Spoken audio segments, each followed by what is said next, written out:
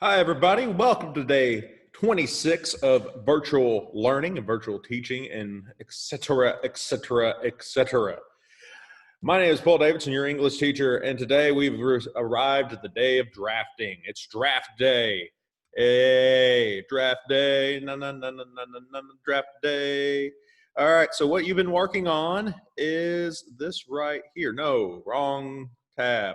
This is so much fun. I should have all these things in order. Here we go. We're working on this one. This is the essay you're working on this week. It is an Inquire and Explore essay. The prompt is, I'd like to know more about blank.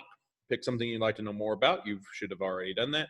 And then interact with at least 3 different sources that discuss said thing. Then, in at least 500 words, reflect on your research and newfound knowledge. So yes, now you're going to start the 500 words part of this. So you've done your 3 sources, you've looked at 3 different sources, you've analyzed 3 different sources. Now you're going to tell me what you've learned. Now your essay will have 3 parts to it. The first part 1 is establishing your prior knowledge. This is kind of your introduction. And this part you'll just explain what you already knew about the project before you even started researching. And then in part 2, you'll start talking about the discoveries. In this part, you'll explain what you discovered about your topic. You'll need to make sure you cite your sources. That is important, that you need to cite your sources in this particular portion and where you got that information. And then reflection. In this part, you're going to reflect on what you learned. Did you find anything particularly interesting? What resonated with you? Where do you think your thinking / research will go from there? How did the information you learned impact you as a person? What do you think everybody should know? Et cetera, et cetera, et cetera. Now, that's how I want you to structure it. To help you out with like actually writing and putting this into structure, I came up with this. All right. So believe it or not, you can use parts, have part 1 blank, part 2 whatever, and part 3 blah, blah, blah, to help organize your essay. In fact, I have right over here and a major paper that I had to write that was kind of a literature review, which is similar to what you're doing. And I have mine broke up into parts: my assumptions, my volume, my the inextricable relation, blah, blah, blah, blah, blah. Yes, you could put it in parts. And so for this essay to help you out, I would highly, highly, highly recommend that you put part 1, what I knew, part 2, the research, and part 3, what I thought. That way it helps you kind of organize the thing. So the very first thing you'll be doing, of course, is part 1, what I knew, typing what you already knew about a subject or a topic. And so that's how you'll introduce it. Then in part 2 is where you're going to cite sources. So here's the things you need to know about for citing sources. Now, I'm aware that a lot of your sources did not have a quote unquote author. You had more of a organization or a company that was the author. You just got it off a website and didn't say like Gallagher wrote it or Nodden wrote it. That's fine. It's fine. But there was a publishing entity that is putting forth the information as the author. And so that's what you would put down as the author. So like somebody had Britannica as a source they were citing. Britannica is the people that they would put in parentheses. So if we go back over here to this, so I gave the example of the American Association of Deer, the AAD. I'll keep in mind you'll mainly be doing paraphrasing, and you can you do this with, you can do a paraphrase and a summary as well.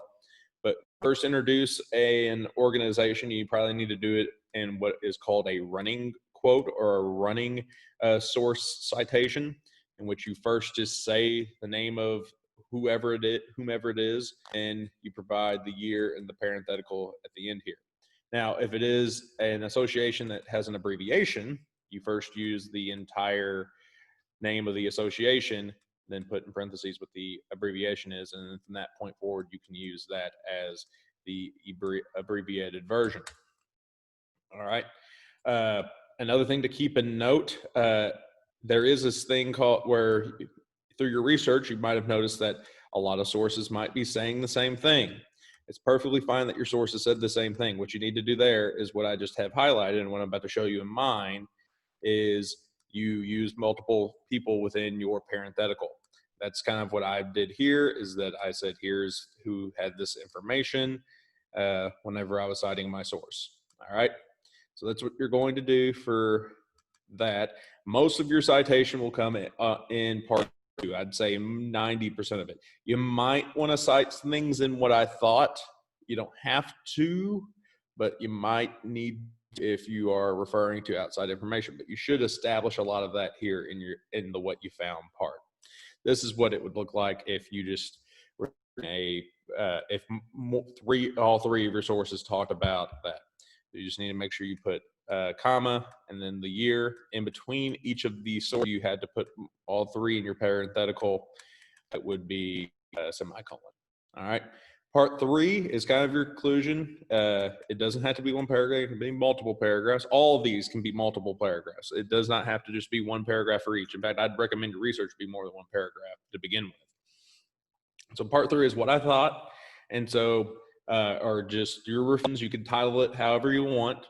And there's where you're going to kind of wrap everything up and talk about like what you learned and what you found interesting and what you found enlightening and all that fun jazz. This is 500 words, as I mentioned, so you need to make sure you do get that. Oh yeah, the other thing I needed to show you. Let's go to this right here. Since most of you will be typing it in Google Docs, that's not the right Google Doc. That's not the right window. Where's my Google Docs window? See, Chrome. Here we go. Now there we go.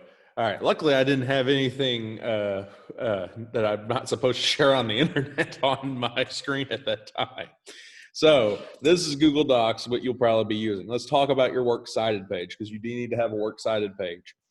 So here, real quick to explain why you need a works cited page. Let's exit out of this again. I know you're getting tired of probably pushing it all around. And go back to my lit review. This is one I wrote for my master's. If you notice, whenever I am saying where I got this information from, I am only citing the author or the organization that provided me the information.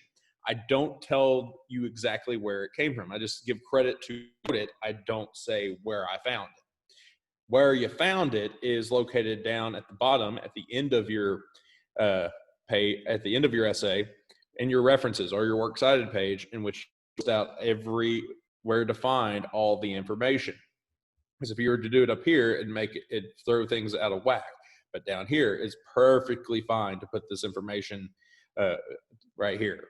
So you do need a works cited page. In order to do that in Google Docs, you will click here to insert. You'll hit page break. So break page, bam, and you'll have yourself a new page where you'll center it. Type works cited or references. Works cited, and then you will create your citations, and I recommend using EasyBib to create your citations with. That way you can just kind of copy and paste the citation it spits out for you over here in your document. But that's it we're doing today and tomorrow. Tomorrow, the face-to-face students will be taking a survey that takes about 10 minutes. I don't know, the virtual students don't have to take it, so yay, you don't have to take a survey, but you face-to-face ones do. This essay will be due Monday. I decided to be nice and make it due Monday. On Monday, we're starting our next essay. It is an essay contest we're entering. The school wants me to enter everybody, so we are all writing about the same topic, and I'll take whoever's the best and enter them in the contest for. I think the winner gets $1,000. So you have a chance at $1,000 next week through writing essays. But that's all I have for today. Check out me and Mr. Norman's podcast, the TDWD podcast, because he asked me to name drop us at the end of these videos to increase our subscribership. You can like and subscribe this. And if you have any questions, like legitimate teacher stuff, if you have any questions about the assignment and need help with anything, just email me and I will try to help you out the best I can. Until next time, I've been PBD, the guy that is called PBD, and this has been English, I guess. Bye-bye.